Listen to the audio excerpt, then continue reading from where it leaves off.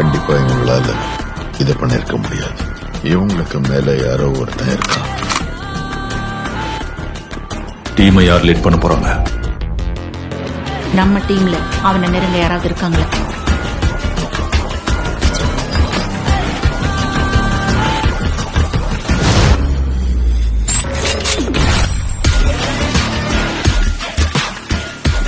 உன்னை கொன்னா 70 கோடி ரூபாய் தரதா மெசேஜ் அனுப்பியிருக்கான்.